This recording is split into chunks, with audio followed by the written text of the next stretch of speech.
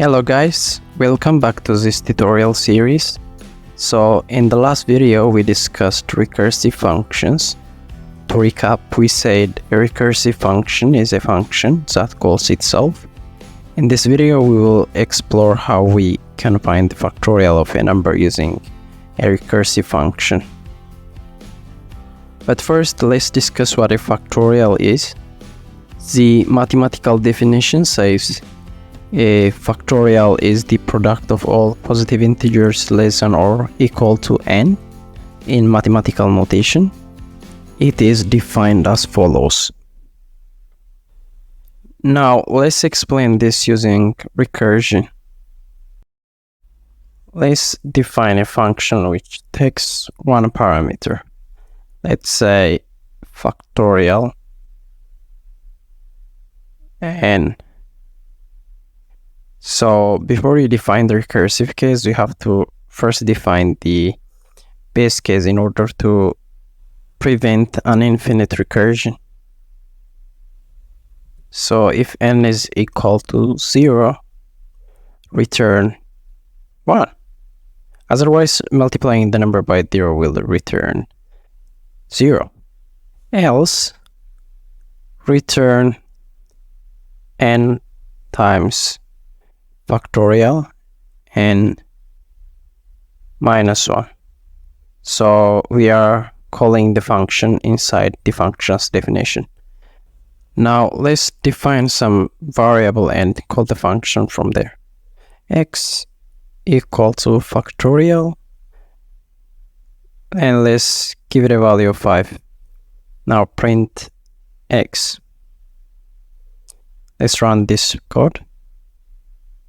So just like we expected, it computes the factorial. Now let's see this in depth.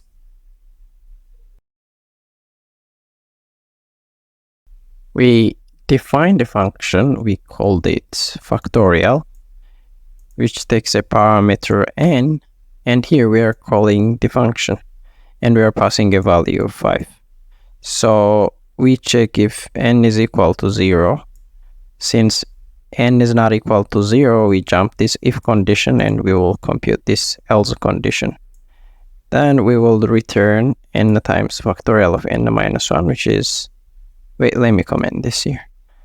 5 times factorial n minus 1, which is 4. Here we are calling factorial of 4, and we will again check the condition. Is 4 equal to 0? No. So we will jump to the else condition. And here it is n times factorial of n minus 1. Therefore here it will be 4 times factorial of 3. Now we are calling factorial by passing the value 3. And we check the if condition here. Is n equal to 0? No, it is equal to 3. So we will jump to the else condition. Again, we will compute this statement. So now it is 3 times n minus 1. Therefore, it will be equal to 2 here. Now we are calling the function by passing the value 2. Is n equal to 0? No. We will jump to the else condition. Here it will be 2 times factorial of 1. Now we are calling the function by passing a value 1. We'll check if n is equal to 0. No, so we will jump to the else condition.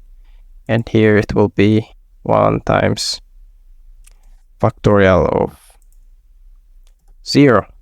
So now n is equal to 0. So we will compute this if condition and we will return 1 in a place where the function is called. Therefore, this would be equal to 1. Now, this will be equal to 120, and return will return the value back to the spot where the function is called. Therefore, this variable x will hold 120. Finally, we will print the variable x. And thank you guys, this is for today. I hope you found this video helpful. If you did, please don't forget to like and subscribe.